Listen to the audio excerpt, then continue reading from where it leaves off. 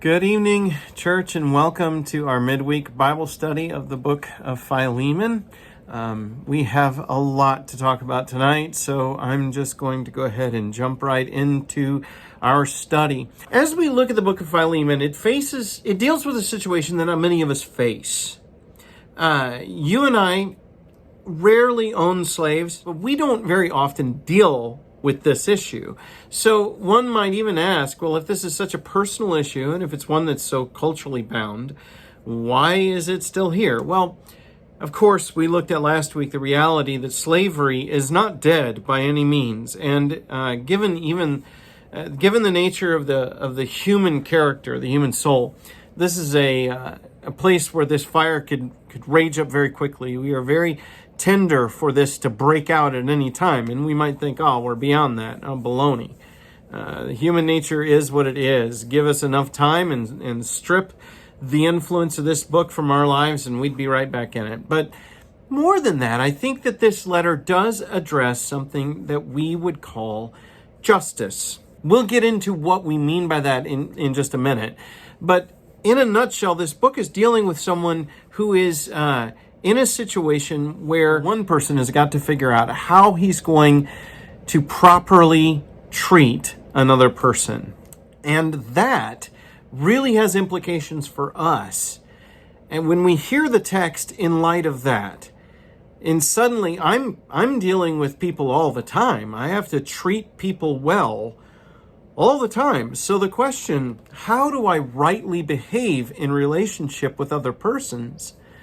That more general principle, I can look at this letter and it's got a lot of things to tell me. As we venture in tonight, I want to point out that last week we looked at the text in detail. We went through the text a verse at a time. We'll be doing that again next week. We won't be doing that so much this week. This week we'll just consider the implications of large blocks of the text, because that is true when we do get to the portion where we deal with the text itself.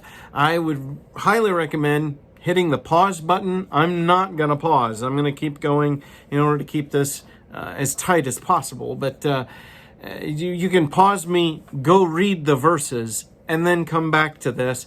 Tonight we're going to have to do it this way in the interest of time. Just really quickly, high-level overview of the book. It is likely, this book is about the relationship between Philemon and ONESIMUS.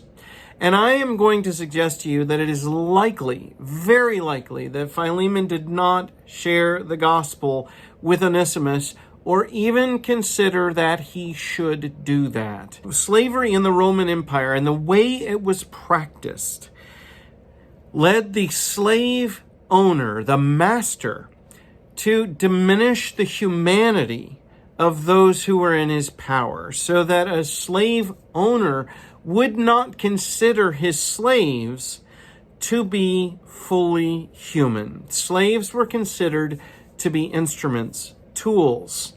They were called speaking tools. So it was primarily, its essence was tool, not person. And so it's very likely that Philemon is a member of that society where that culture, where that idea didn't get challenged. That was just, everybody knows that. That's a slave. It's like a rock. It's like a chair. It's like maybe a dog. A dog has some intellect, sure. But that dog right there, it doesn't have human rights. It doesn't have human nature even. It's not like me. I'm different from that. So I can own a dog, and there's nothing wrong with that. Many of us own dogs, right? You don't feel like you're being oppressive or horrifying or horrible to own that dog. Roman slavery would have been like that. Philemon, as a member of that culture, very likely had not encountered much that had challenged that. But you wouldn't consider sharing the gospel with your dog. That idea is a silly one. And in all likelihood, Philemon is in that sort of place prior to the time where the events that motivated the writing of this letter occurred. That while he was very interested in sharing the gospel, he was not very interested in sharing the gospel with slaves, not because he's like, hey, I'm better than that. No, it just doesn't occur to him because he's a good Roman. Onesimus found it necessary to run away from Philemon.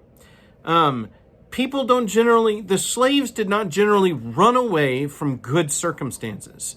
Running away is very dangerous. You can end up in punitive slavery. Every slave knows that. You can also end up with a whole lot of bad things being done to your body. The Roman law wouldn't stop the master from, for instance, putting out your eyes or binding you hand and foot and throwing you in a ditch. And just leaving there and letting the elements take care of you. That would be fine. They can do that. So what Onesimus does here is suggestive that Onesimus is in really dire circumstances. Philemon's not treating him very well, or perhaps the question of stolen goods that comes up in the course of the letter where Paul says, anything he owes you, I'll pay you back. It could be that Onesimus found himself charged with theft. Perhaps he did it. Maybe he didn't. Who knows? But at any rate, he's in bad circumstances or he doesn't run away. Now that's suggestive of something about how Philemon treats his slaves, because he's apparently generated an atmosphere that's bad enough that Onesimus would want to run away. And I think Paul, based on that alone, would be having words with Philemon. In fact, I think he does in the book of Colossians when he says, masters, be fair and just with your slaves. Don't mistreat them. Also, Philemon needed instruction about taking him back. The fact that this letter needs to be written suggests that the reunion between master and slave is not going to go well without help from Paul. And so Paul is writing this letter to help Philemon find his way to the kind of justice that he ought to have as a Christian, the way that he ought to treat another person. And just the fact that this letter needs to be written at all is suggestive of this failure on Philemon's part in terms of his relationship with Onesimus. I would also suggest that in verse 6, Philemon's faith-sharing activity is prayed about. And also his knowledge. He should share his faith effectively so that he can have full knowledge of every good thing that is in us for Christ Jesus. All of that has to be prayed about. Now, it's possible that prayer is merely there because he's praying that a good thing will keep going. But I'm going to suggest that the reason he chooses to pray about those things is because there has, in fact, been significant failure, and that failure exists between Onesimus and Philemon, or rather between Philemon and Onesimus. Philemon has not shared his faith as he ought to. His faith sharing's prayed about so that he can learn good things. Well, he doesn't have those good things that he could have had he been sharing his faith perhaps with all of the slaves that live in his house. And it's also important to note that he needs to be instructed that Philemon, or that Onesimus, is now his brother. You would think that would go without saying, but in verse 16, it gets said. All of that is suggestive that Philemon is going to need a lot of help in coming to terms with how he should have treated Onesimus and how he ought to deal with him now. What does Christianity call for? What does just treatment look like? I don't mean to cast Philemon as some sort of arch villain. I don't think he is. I think what the letter reflects is a very good man who is good and fair to every person that he is able to see as a person. However, I will suggest it is likely that he was not able to see the humanity of Onesimus or of any slave, because that would have been true for any Roman. The ability to see a slave as a human being would be to run against your culture, to say your definitions of fairness and justice and right behavior, I'm not going to accept them. And that would be very hard, just as it's very hard for us in our culture to look at the parts of our culture that we like and be able to see flaws in it. And to be able to see that's not Christian, that part right there. There may be goods here, but there's also evils. Philemon would have been looking at the Roman Empire in much that same way. You know, the world that he lived in, there would be goods, things that were good. And that would have received God's seal of approval as good and just and fair and right. And then there would have been things like slavery, which would not have received God's approval. And the question in this letter is, how is Philemon going to treat someone who is, on the one hand, a member of an outside group, an oppressible and ignorable group, and on the other hand, in his power? And the question that's going to call for is a question of justice. What is the right thing to do? What is the just thing to do? But if we're going to answer that question, I think the very first thing that we have to do is look at, how do we define justice? I mean, what even is that?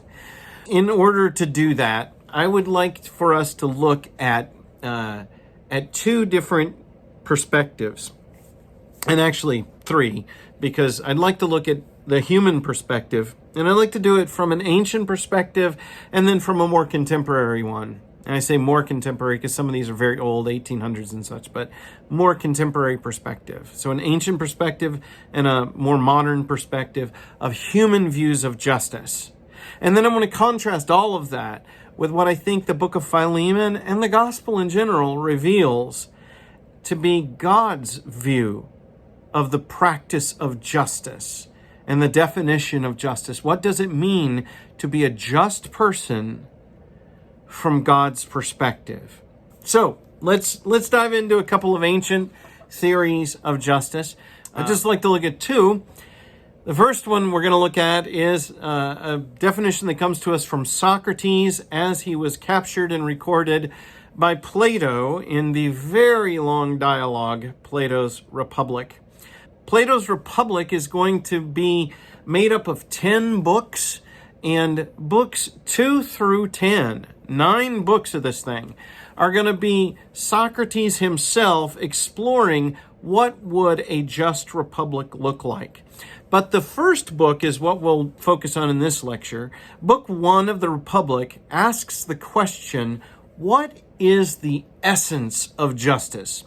There are going to be 3 different characters with whom Socrates will interact as he looks for, well, how do you define justice? What is that? The first is going to be this very nice elderly man named Cephalus. And Cephalus is going to say that justice is 2 things. It is being honest, and it is paying one's debts. Everything that one is legally obligated to give to another, one should give, and one should always be honest, which is a nice, good businessman. He's a good rich man. He's a good businessman. It's fair enough. And as far as it goes, it will guide you. But Socrates is looking for the absolute nature of justice. So he's always going to poke holes in things if he can. If he can get to the essence of a thing, he wants to do it. So he's going to poke a hole in this one almost immediately. He's going to say, well, what if a madman has loaned you his weapons? When he was sane, he loaned you his sword and his spear. And then he goes mad. And while he's insane, while he's in a fury and a rage and really wants to kill whoever he can, he comes to you and he says, give me back my weapons. I want to go kill everyone. Would it be the just thing to return the weapons to that madman? Now, of course, the obvious answer is no, that wouldn't be the right thing to do. That if a person's not in their right mind, you don't give them a weapon so they can hurt somebody. That's not. But according to the definition of justice that Cephalus has given us, he would be obligated to give them because legally he's obligated to give them back. They're not his property. They're the crazy person's property, so he ought to give them back. So that definition of justice fails. And he tries to keep working with Cephalus, and Cephalus goes, I've really had enough of talking to you. And he leaves him with his son, Polemarchus. And Polemarchus is going to do his best. And he's going to say, okay, well, that definition didn't work, so let's try another one. What about doing good to one's friends and doing harm to one's enemies? That seems to be a better definition of justice than the first one we got. Because then, if you've got someone who goes insane, well, that you can classify them as enemy, you don't have to be good to him anymore. But Socrates will ask, does justice ever seek to produce what is bad? And is that the nature and essence of justice? Wouldn't justice not try to produce bad? And doesn't doing harm to one's enemies produce what is bad both in them and from their perspective? So how and why would you want to harm someone? In fact, should we ever do harm to anyone? I mean, doesn't that do something to us when we do damage to somebody else? This brings it to us, the great villain of the book of the Republic, a guy named Thyras Marcus. And Thyras Marcus is going to say, justice is nothing other than the will of the stronger. Now, what he means by that is kind of right, or rather, might makes right. If I'm strong, then whatever I say is justice. That's what justice is. So whatever I say is fair. What are you going to do about it? I have people who can kill you. You going to stop me? Thyras Marcus is going to argue that justice, that's all a human convention. And really, it's just whoever has the power, whoever writes the history books, writes them in such a way that they're the hero. That's going to be his perspective. Now, Socrates is going to push against that definition of justice. He's going to say you're equivocating, you're changing the term because you're making justice just means something like whatever I want it to be. And that doesn't really seem to be justice. Bad treatment can't equal justice because nobody lives that way. So Thyras Marcus accepts that. He's actually willing to say, okay, fine. But injustice is superior to justice. And now he's changed the ground he's fighting on, and he's going to say, no. You're saying that justice is good. I'm saying it's just weakness brought about by social conventions. The person who's willing to do injustice will always be the stronger person, and so they'll always win, because the just person is bound by the conventions of justice and the unjust person is not. He'll change ground and he'll say the unjust tyrant is the happy man, whereas the just person is not, because he gets everything he wants. And Socrates is going to say, but does the tyrant ever really get what he wants while he's doing evil? Does he want to do evil? Doesn't he suffer when he does evil because, he sets up circumstances where no one loves or trusts him and he's isolated and alone and everyone is out to get him? Socrates eventually guides the conversation to the question of the tyrant's soul. Doesn't doing evil degrade the tyrant's soul and disorganize it? And isn't the tyrant driven by want and desire that nothing can stop? He actually isn't becoming a better person, but a more hungry and desire-based person. And don't tyrants often suffer betrayal by their servants who are as unjust as they are themselves? And when that happens, they don't get what they want anymore. They get killed. So then Thyras Marcus will say, well, yeah, but if you look at the city-state that's willing to do unjust things in launching unjust wars and carrying out war unjustly, that city will rule the republics that it surrounds, that surround it, by being unjust and ruthless. But here, again, Socrates will push back. If a state is truly unjust, won't that spread to the military of that state? If the whole state is based on injustice, then won't the military also be filled with unjust people?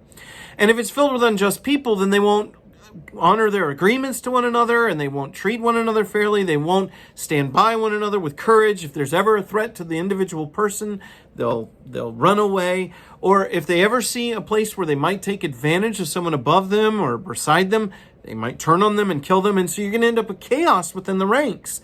And because of that, they'll never really be an effective fighting force. And so a city-state that is truly in its character unjust, won't it collapse because of its own interior chaos? And because of that, a just state will be able to subdue it.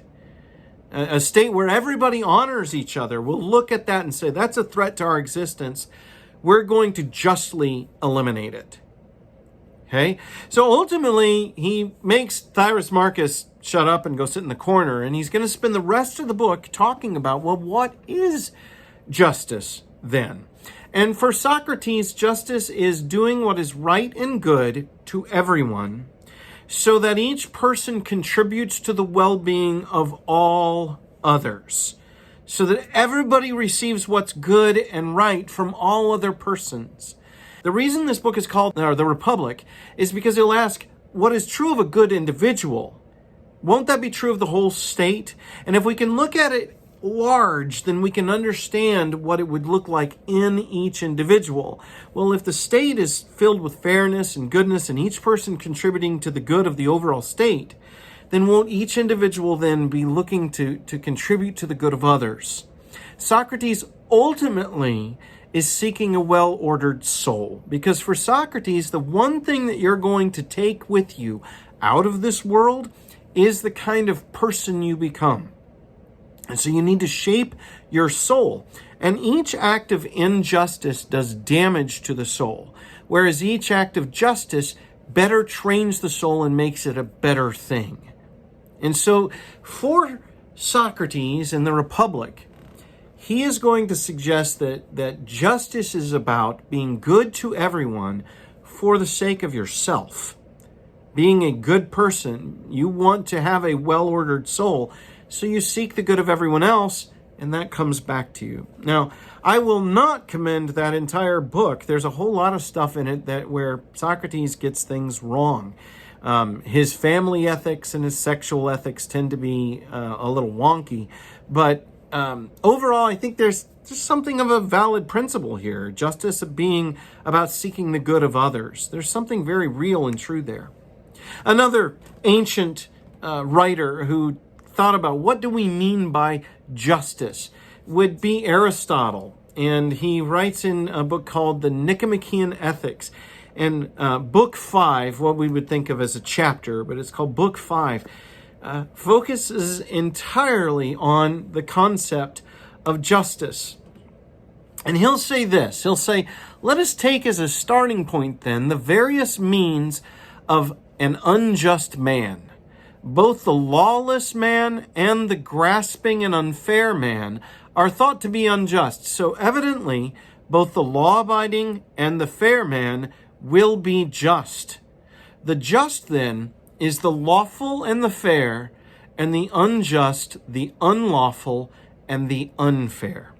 So he's giving here a big picture definition of what are the things that justice has to do with. And they appear to have to do with being bound by law, not being a legally chaotic person who's willing to commit crimes and do all kinds of things that society has said, no, that's not okay, don't do those things. And also not grasping or hoarding or taking for yourself and being unfair to others so that you end up with more than you should. For Aristotle, Aristotle's ethics always look for what he calls the golden mean. Every virtue is located between a pair of opposite vices. There'll be a vice over in this ditch and a vice over in this ditch, and you need to avoid the ditches and walk on the road. And the road is virtue, and either way you go. If you do too much of that virtue, you end up with one ditch, and if you do too little of it, you end up in another. The virtue that he will call that leads you to justice is equality. You want to seek equality. Now, what he means by equality, what we mean by equality are actually quite different things. But he's going to say that having more than you ought is injustice, or finding yourself in a situation where you have a deficiency, you don't have as much as you ought to have. That's also injustice. This is where you do injustice, and this is where injustice is done to you. Having too much, you've done injustice to somebody else to get there. Having too little, you're having injustice done to you. But those injustices come about because of our lawless nature and our grasping nature. And if we can avoid those, we can head towards justice. Aristotle will look at 3 different big picture areas justice that has to do with law, what we might think of as criminal law, which are crimes that you could do. Committing an adultery where you end up benefiting from that adultery. It's not just a moral failing. He will say it is a failing of justice where you've stolen honor, or you may even end up with goods coming to you because you end up stealing that wife and everything that came with her. That would be a criminal affair. Okay, so that's one form of justice, breaking laws. Another has to do with how goods are properly allocated with respect to proportional status. And proportional status is very important to Aristotle when it comes to distributive justice. But goods would include material things like money, but also immaterial goods like honor. How are those spread out in society? And there needs to be some form of equality within a proportional reality, what we might think of as distributive justice. And then finally, justice that it has to do with righting wrongs between persons, what we might call civil justice, and he called it rectificatory justice.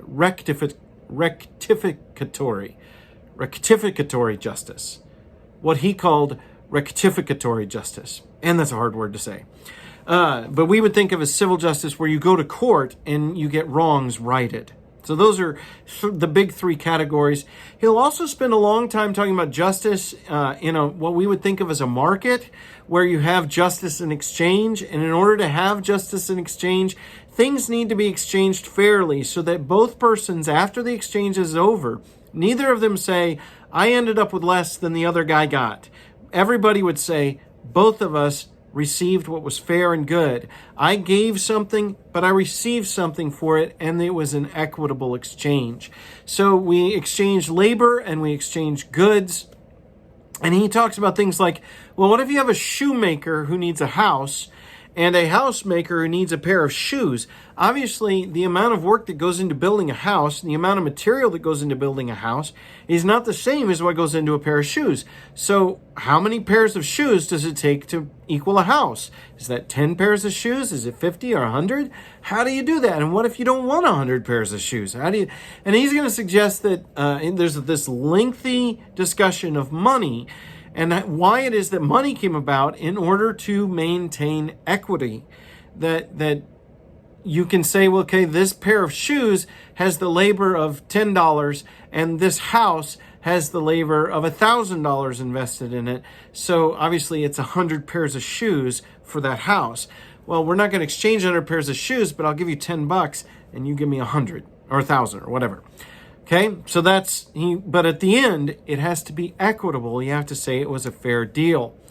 Aristotle will also go into what are those things that actually make for an unjust act, because not every act that's wrong is unjust. You can do things by mistake.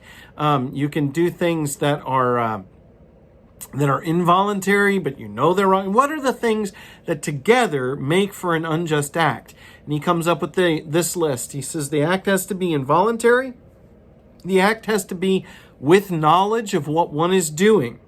So he actually suggests that that's a portion of what's being voluntary. If you act without knowledge, say that you go up and you smack somebody because they're behaving badly, but you didn't realize it was your father because the lighting was bad.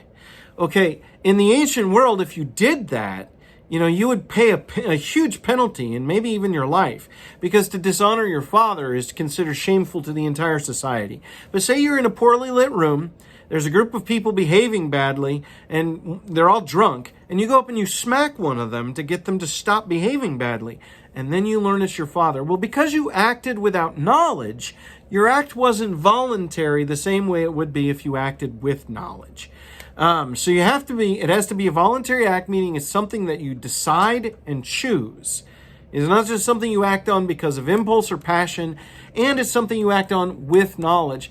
The end has to be likely to, the end that is likely to be obtained has to be known, meaning you know what you're doing. If you don't know what you're doing, if you act in such a way that you're going for end A and result C is what actually ends up happening, then you haven't actually acted unjustly because you were trying to produce A, not C. Unless that end that is likely to be obtained is obvious. If no one believes that A could happen, then no one's going to believe that you were actually trying to obtain A. You were trying to obtain C, so no, And if the claim that I was trying to obtain A might itself be an unjust act if you do it voluntarily and with knowledge trying to deceive. So if these categories are there, a person can not only be said to be unjust, but if all of them are there and you know you're acting badly, then you may even become an unjust person. That acting this way repeatedly results in becoming a wicked person, an unjust person. A really quick word about Aristotle's theory of distributed justice, because it's often used by modern advocates of distributive justice. And they pull one paragraph out of the Nicomachean Ethics where he talks about distributive justice and says, look, this is an ancient theory. What we're doing has nothing to do with what they were doing. We assume, particularly in America, we assume that all men are created equal and endowed by their Creator with certain unalienable rights. That's part of our creed as Americans. That's not true for Aristotle. He didn't believe that at all. He believed that some people were born with excellence in their nature. They were destined for greatness. They were destined to be rulers. Others were destined to be shopkeepers, and others were destined to be poor, and others were destined to be slaves, and that's actually in their nature. So to distribute equally among those people, to give goods at all to slaves is unjust. You should never do that. So what you have to do is you have to take these four criteria, and I'm not going to go into them, but you have to lay them out and proportionally figure out how excellent is the person, how big a deal is the good, and how ought it be laid out so that the more excellent person has more. But that's the only way for things to be equal. Okay, we would look at what he's doing and go, well, you're looking at some people as more important than others. And you'd say, yeah, of course. Yeah, obviously. Some people obviously are more important than others. Now, ancient theories all have this in common. The kind of person that you are matters. If you're going to define justice, it's about the kind of person you're trying to shape yourself into. Aristotle will talk about it in terms of virtue, and Socrates will talk about it in terms of your soul. Justice is a true and abstract thing. It is discovered by humans, not invented by them. Aristotle particularly will go into this long discussion about the fact that human beings, in the making of law, are trying to line up with reality as it really is, but that human law is always flawed, and so circumstances will arise where the legislator who came up with the law might look at those circumstances and say, oh yeah, well, my law doesn't apply to that, but the spirit of it would apply this way, because real justice isn't something bound to the law, it's bound to nature. It's found everywhere. He'll also suggest that justice, both of them will suggest, justice is very difficult for human beings to define. This is never an easy game, no quick way to justice. Both of them will suggest that people fight about justice. This is from Plato. It's from a dialogue called the Euthyphro. And this is a word that Socrates says. He says, but as you say, people regard the same things, some as just, others as unjust. So they're the same thing they're talking about. Me taking this bit of land. One person would say that's just, and another person would say that's unjust. And about these they dispute, and so there arise wars and fighting among them. Okay, so this is what produces real trouble in us. The disputes about justice are the things that really go to what is it that I think is right and wrong? And we will end up hating one another about them. Aristotle says much the same. He says, again, the matter in dispute is not whether the thing happened or not, but it's justice. Agreeing about the fact, they dispute on which side justice lies, whereas a man who has deliberately injured another cannot help knowing that he has done so. So that one thinks he is being treated unjustly, and the other disagrees. Now, these kinds of disputes, people are going to say, wait, that's not fair. No, yes, it is. And they'll both say, well, here's why. Here's why that's unfair. No, here's why that's fair. And they'll have those kinds of arguments. Justice is difficult for human beings to find. We need guiding principles to get us there. Okay? Unfortunately for us, there is a multitude of guiding principles that have arisen, especially in the last 400 years or so, that have been put in front of us. In our society, in the West, we are very driven by just a couple of theories. I'd like to take a few moments and look at those, some more recent theories of justice. I mentioned this in a sermon not too long ago, this man, Michael Sandel. And he has these if you want to go deeper into what the subject matter of this particular lecture, he has a wonderful series of lectures that are all on YouTube. Just type in Michael Sandel Justice, or even Justice, What's the Right Thing to Do on YouTube, and you'll get these 13 videos, and it's about 13 hours of some of the best teaching I've ever seen in my life. Although I don't always agree with his conclusions, I have to be impressed by his skill. He's really a remarkable teacher. He really, truly is. But I'll draw on a few, and I'll follow his order. Here are a few theories of justice that Sandel would put in front of us that have arisen in the last few hundred years that are really inside of our society, that human beings have picked up and played with and said, is this the way to justice? These modern theories are all very different from the ancient ones, in that the ancient ones focused upon the kind of person you are, whereas modern theories of justice tend to focus upon the kind of society you're a part of, and trying to arrange society in such a way that things are best for everybody. Okay? The first one we'll look at really briefly is utilitarianism, which is, in a nutshell, the greatest good, which means the most happiness and the least suffering for the greatest number of people. And the utilitarianism is easily discovered as pretty ugly pretty fast. But that does not mean that elements of it are not practiced to this day. If you've ever heard of the concept of cost-benefit analysis, then what you're doing in a cost-benefit analysis is a kind of utilitarianism, where human life is reduced to a dollar figure so that businesses can make decisions. You may have heard of this case, the case of the Ford Pinto. The Ford Pinto was a car that was rapidly brought to market because Japanese car manufacturers were making small, lightweight cars, and that was not the American way. And Ford was like, we are losing an entire share of the market. We need to rapidly bring this car to market. Now, it's a nice looking little car, and it is, as long as you're not involved in a rear-end collision, because where the gas tank was located on that car was on the underside, and it was unprotected. And not only that, but it was also unprotected from the passenger compartment.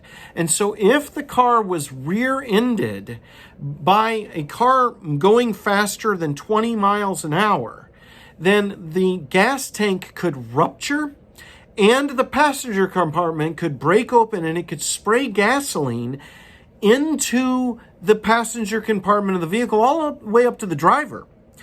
So even if you're riding alone, you're in horrible danger. And not only that, but it can also spray gasoline backwards, igniting the car that has struck you.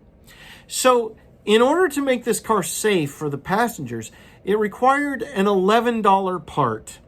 But they'd already built and sold some of these before the defect was discovered. And there were a bunch more in production. They estimated that there were going to be 12.5 million of these things sold that would be affected by this defect. The defect required an $11 part to be installed in the car. $11. But that $11 would be across those 12.5 million, that comes to $137 million for the company.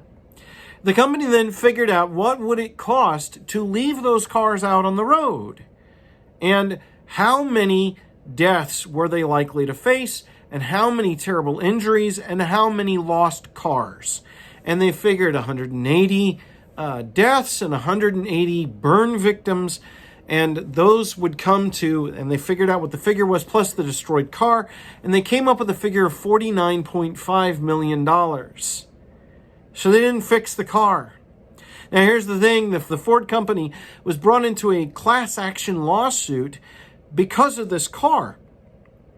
And a jury in that class action lawsuit brought a penalty against Ford. They awarded a penalty of $125 million against the Ford Motor Company. But now remember, the recall would have cost $137 million. So even with the loss at trial, the Ford company came out ahead by $12 million.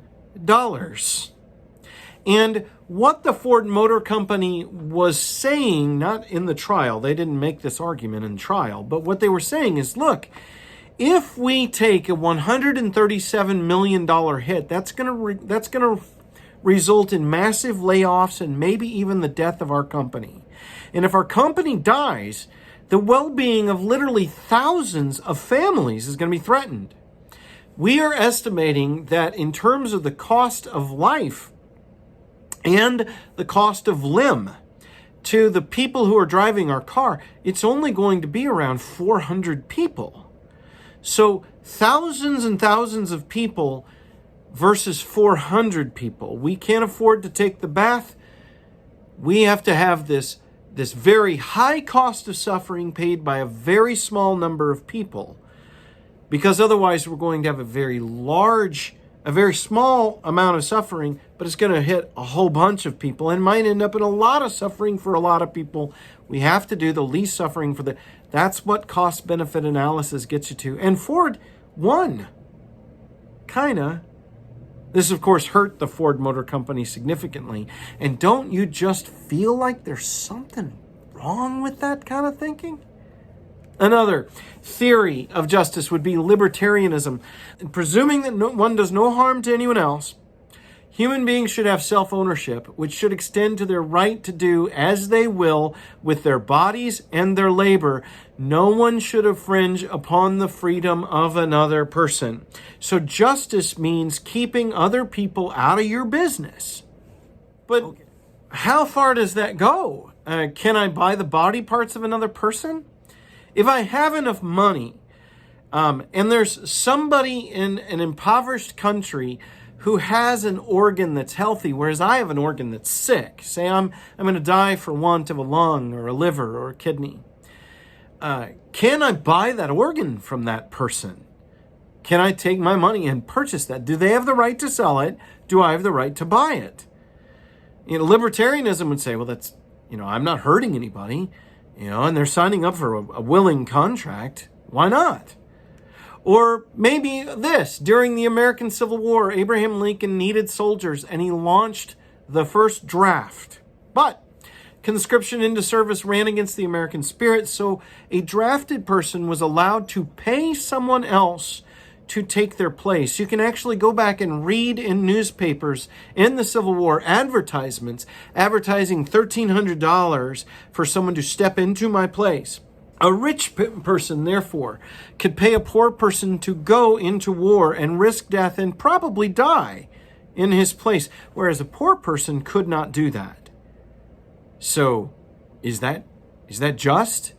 And if they're willing to do it, they're poor, $1,300 is several years worth of money to a laborer during the time. So you could take care of your family in a really big way.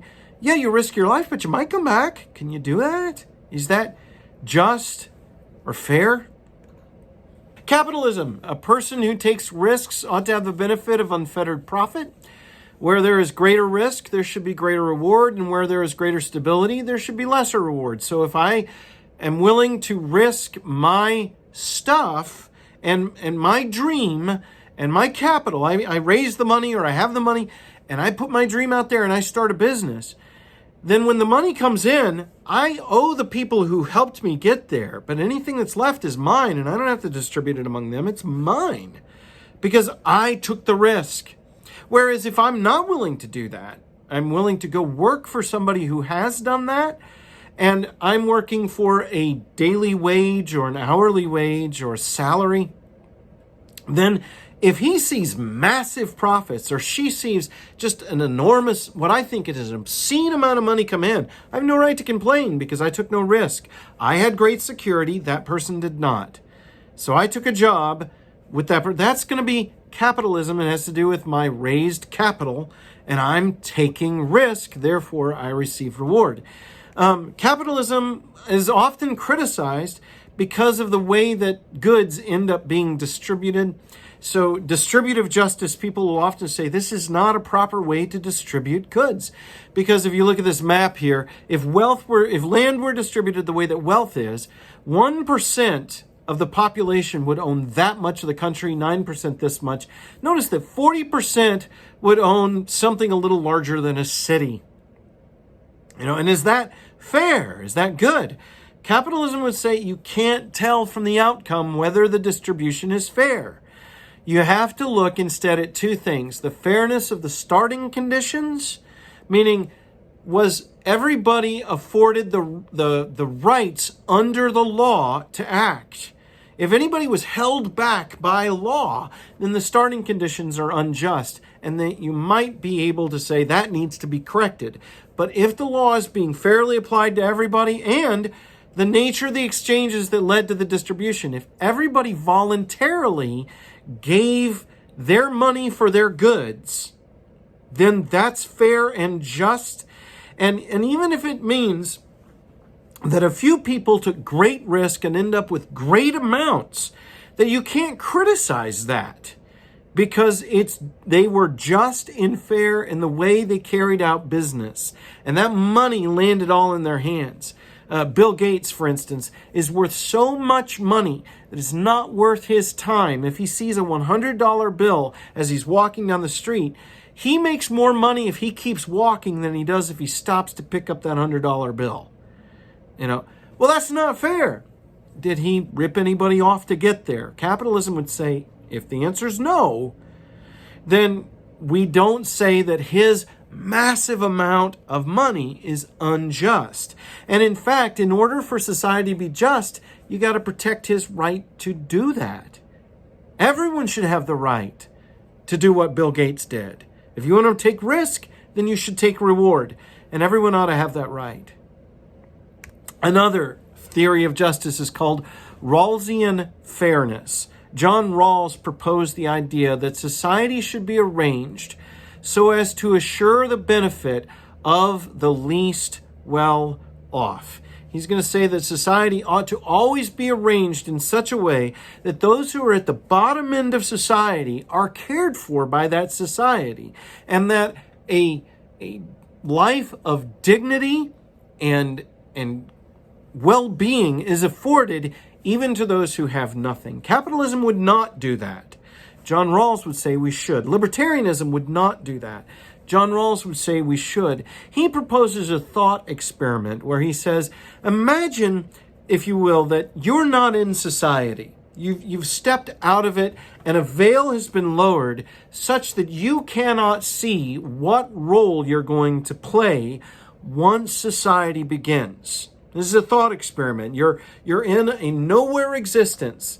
Now, you're going to be a member of this society, and in the society, on the other side of what he calls the veil of ignorance, where you can't see, there are rich people and poor people and smart people and dumb people and famous people and sick people and powerful people and weak people. All of that exists out there.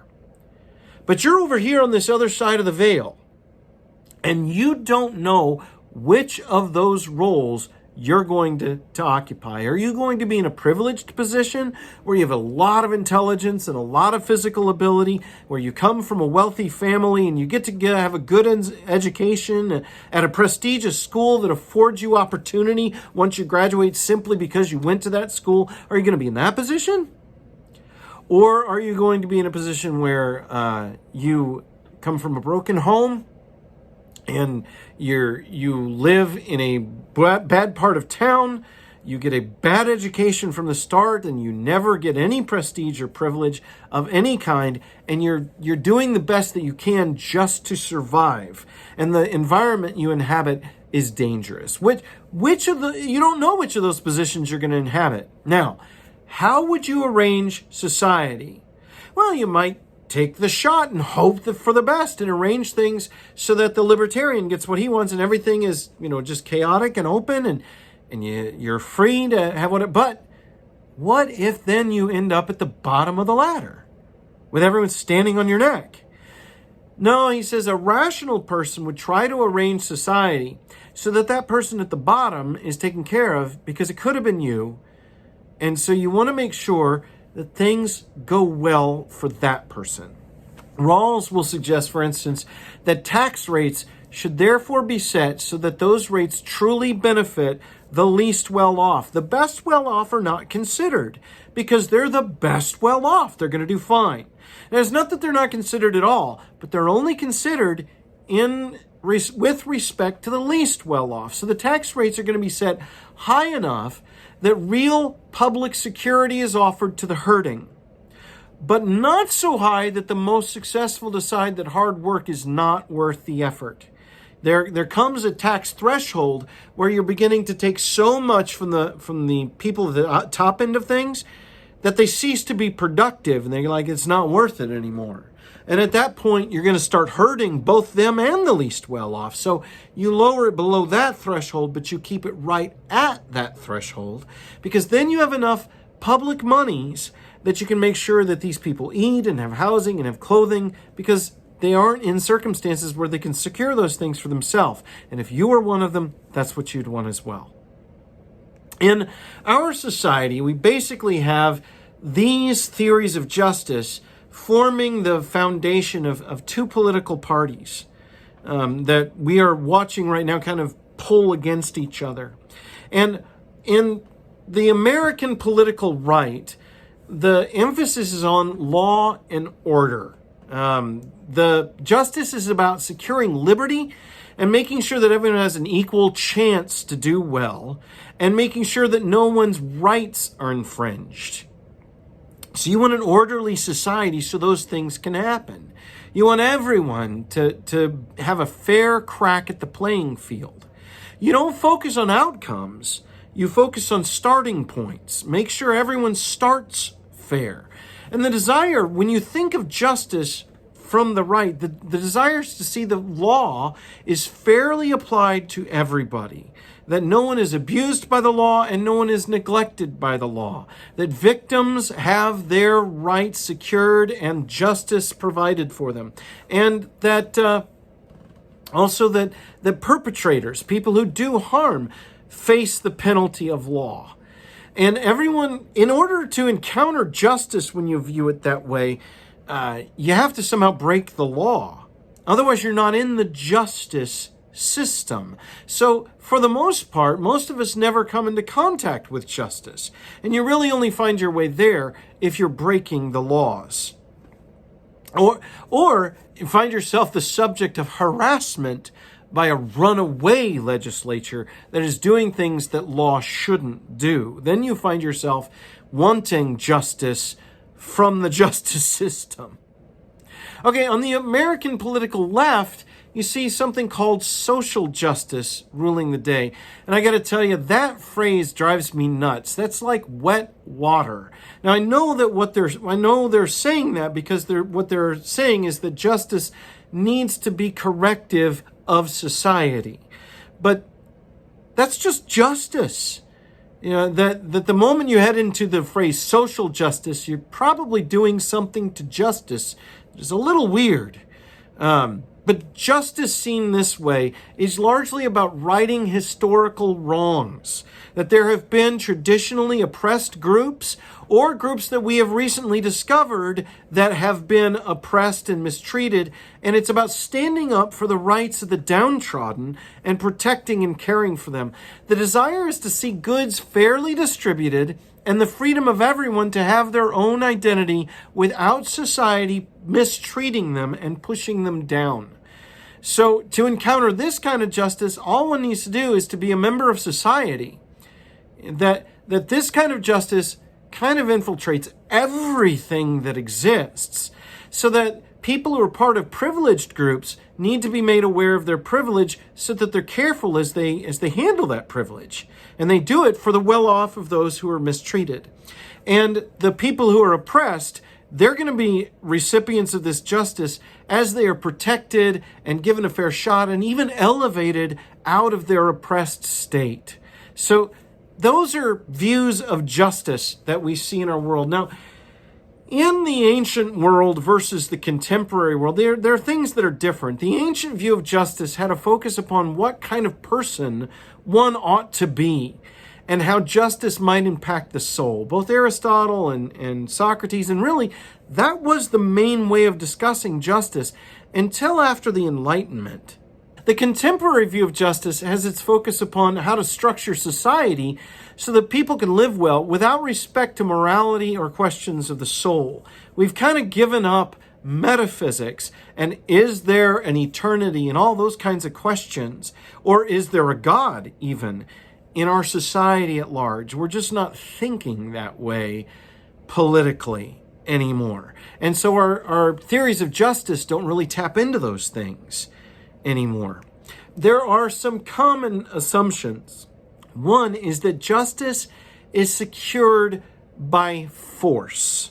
That if you're going to get justice from an unjust person, justice has to be enforced. It has to be wrenched away. The injustice has to be punished and taken away.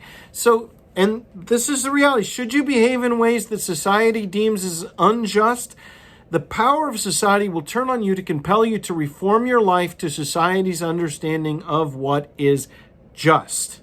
And that's true all the way back to Aristotle with rectificatory justice. It's going to be about fixing you because you've behaved unjustly.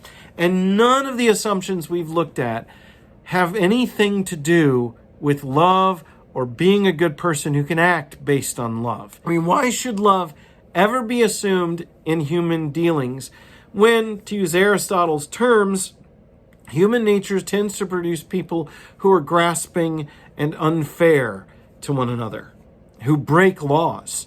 That's way more our nature. So why should we assume that anyone can love and that justice could ever have anything to do with it? No, you compel justice. So justice has to be enforced by penal codes and by people with guns and you know, like police officers who will come and arrest you when you behave unjustly, or by armies. Okay, that is the common assumption across mankind, that we seek good by forcing one another to be good. Here is a common reality. No human form of justice is perfect, and they all contain victims. Societies generally have blind spots to the victims that they are producing and designate people who ought to be victims kind of by agreed contract. You know, these are the poor and that's their lot. In Aristotle's day, these are slaves and that's their lot. Or worse, designated villains. In our society, for instance, there's debate going on about illegal immigrants and whether we ought to reform the process of immigration to our country. That's a fair debate. But when we talk about the human beings who have come here in ways that our society deem illegal, sometimes people will come at those persons with such demeaning vitriol. That ought not be, certainly not in Christians. You know, that we can have a class of people that it's okay to hate. Society's pursuit of justice will often do that. Will produce a group of people that it's good, right, and fair to hate. The human pursuit of justice often produces hatred. As Aristotle and Socrates both observed, the things that we fight one another about have to do with our pursuit of justice. We tend to hate one another about the things that have to do with differing understandings of justice. We don't hate one another about math. Okay, if we sit down to do a math problem and you get this solution and I get this one, we just try and help one another come to the same conclusion. But when it comes to issues of justice, we will go at one another when we follow the world's definition of justice. I say this is just, you say that is just, we'll go at one another. And our hatred arises from our identification with the victims who have suffered our bad definitions of justice. So the other person's definition of justice produces victims. We become blind to the fact that our definition of justice also produces victims. But we stand in solidarity with the victims of the other guy, and we say, you're evil because of what you're doing. And we end up hating one another. That's what human justice produces. This anger and hatred. And, those of us who are really political in our thinking, ask yourself this: how hard is it to be friends with a person who's on the other side of the political aisle?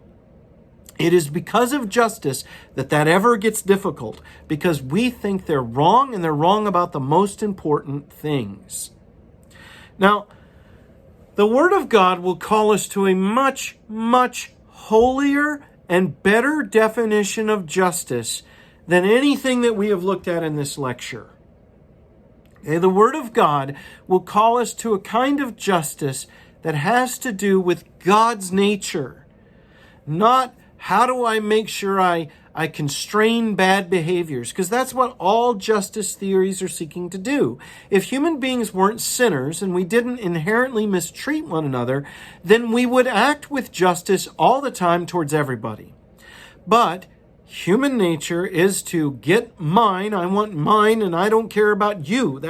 We want good. We know good and evil. I want my goods, and if you're a threat to my goods, I'm a threat to you. And I want to shun my evils, and if that's you, I want to get away from you or destroy you. And that is the ugly nature of human beings, and that's why these justice theories have to constantly be discussed. We mistreat one another in such a myriad of creative and terrible ways. God's justice comes to us and calls us to cut that out. It doesn't just say, well, here's the strictures on your bad behavior. It comes to us to say justice should be both defined and secured by love.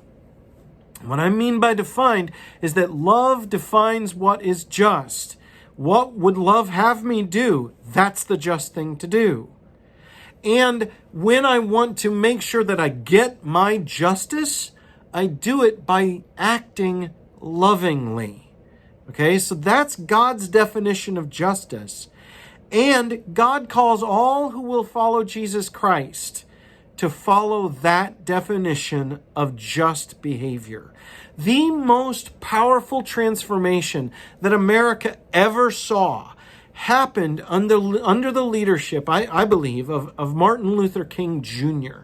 And Martin Luther King Jr. applied that principle to racial discrimination. He said, I'm not going to permit you to mistreat me and just give in to that, but nor will I mistreat you. I'm going to be dedicated to nonviolence, and I'm going to love you. Because I'm going to love my enemy, because that's what Jesus said to do. And by loving you, I'm going to win you over. I'm going to help you to see that the person you're abusing is a person. And I'm going to help you to be free of your racial animosity. Well, that is God's principle of justice. And that's what we see in the book of Philemon. Human justice focuses upon the abstract and the macro level. And that we often want to fight with one another about how do we build a society that is just. And that's particularly true in the modern world. The ancients wouldn't do that. Socrates and Aristotle, they didn't do that. They concentrated on being a just person. But the modern world, all of our discussion focuses there. But God's justice doesn't focus on the whole society. It assumes you're going to be a part of an evil world. You live in that. Okay? Injustice and unjust acts will surround you everywhere, but who are you going to be? And so it's going to focus on the concrete act. What do you do here and now? and on the specific person, you as the person with power, Philemon, how are you going to behave? And so it asks, how do I treat a person well, particularly when they are under my influence and in my power? Now, that doesn't mean that a person will never get elevated to a position of world-changing status by God and be expected to do it Christianly. You know, that does happen. I just mentioned Martin Luther King Jr. Yeah. But when it comes to even those people, that tends to be foisted on them. And they're able to do it at the macro level because they've been living it at the micro. They've been thinking about, how have I been mistreated and how do I respond well to mistreatment? Or how do I find myself in thorny situations and what would love have me do? So really quickly, let's have a look at the text. And again, we're just going to do this from a summary level, very high level, and just note how vastly different what's going on here is from any of the theories of justice that we looked at. Okay, and none of them come close to looking like this, because none of them call on you to think in terms of how would love have me behave? How would the kind of self-giving love of Jesus Christ, the kind that took him to the cross, how would it have me behave in these thorny circumstances? I said I'd do it in summary. Here's what I mean by summary. We're going to look at large chunks of text. If you want to see the text, you're going to have to pause, go read it, and come back. We're going to look right now at the first 7 verses. The focus here is on Philemon's refreshing qualities and how he improves the lives of the saints. Okay, so all who are saints have a friend in Philemon. And I believe that the mentioning of faith sharing suggests that Philemon is helpful to people who are not yet saints in becoming saints. So he has this refreshing and encouraging quality about him, and he's probably doing some faith sharing. But there are people who have not yet become saints, and maybe he wouldn't see them as people who ought to. He might even not see them as people. Because the theory of justice he's accepted is the theory of justice of the Roman Empire. And he's being called to a different perspective. He doesn't yet have the fully effective faith-sharing powers that he ought to have. And because of that, he's not fully aware of every good thing that ought to be in him. In verses 8 through 18, which is really the body of the letter, Paul confronts Philemon with an unexpected application of his gift for encouragement. A runaway slave. A runaway slave, according to the theory of justice of the Roman Empire, ought to be punished. That is the right and good thing to do.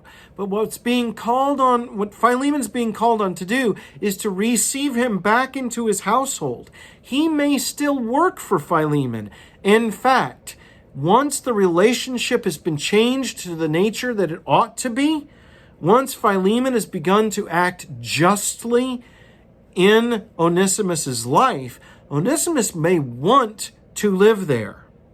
Okay, if he's loving Onesimus and being good to him, no doubt Onesimus is going to be saying, I have the best master in the world. What a great boss I work for. I really like him. I love him because he loves me. So once the relationship has changed, they may still have this master, but they're also going to be brothers. Justice in his culture, the Roman culture, would call for the application of force. He would be expected to act punitively and correctively. But what we see here is Paul telling him justice in Christ's kingdom will demand an application of love as one would love a brother. Verse 16 in particular focuses on that. He's no longer your bondservant, but more than a bondservant, he's a beloved brother. And Paul uses the terminology of great endearment and love. He's my son. He is my very heart. He's doing all that to help Philemon come to think in better terms of justice. I must love. This person is now my brother, and I must act accordingly. But that's going to change the way he sees not only Onesimus, but everyone in all humanity. There is no longer a designated villain or victim group. There are no outsiders for the Christian. All are called to be loved. We are expected to do justice for everyone. We are expected to treat everyone rightly and fairly, honorably and equitably, treating everyone with goodness. And then in verses 9 through 25, Paul appeals to the encouragement that comes from belonging to a community that practices this strange form of justice. The truth is, the human heart cannot do this by itself. We just don't have justice in us. And I don't think we have it in us as individuals, even though the Holy Spirit resides within us.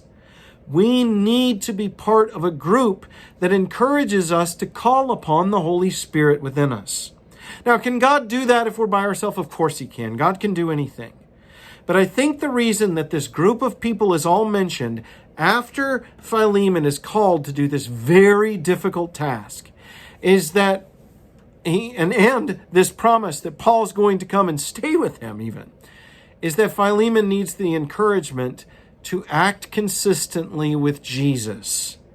And that's going to be really hard for him.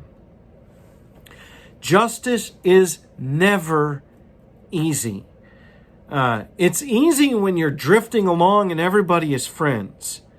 But justice always calls for us to do good to the other and to act in the other's interests and not our own.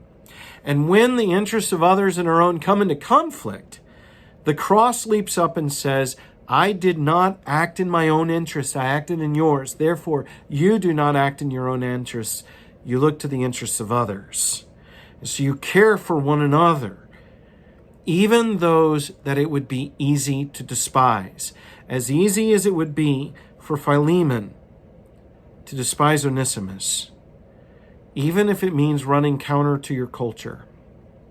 I do not believe that there is one human theory of justice that will get us there, to the point where we become people who see justice through a prism of love, who are trying to constantly say, if I love you, how will I behave? What do I need to do for you if I love you? Theories of justice say, what's the right thing to do? God says, justice is known by those who are able to love. I think one of the main ways we know this is because the book of Philemon is written to secure justice in a place where justice had broken down. But it comes with an entirely different form of justice than anything else that the world knows. Let's, I've gone really long. Let's close with a word of prayer. Father in heaven, lead us to your justice. Help us to be people who love the way that Jesus loves. And it's in Jesus' holy name that we pray. Amen. All right, I'll try to keep it to an hour next week, I promise.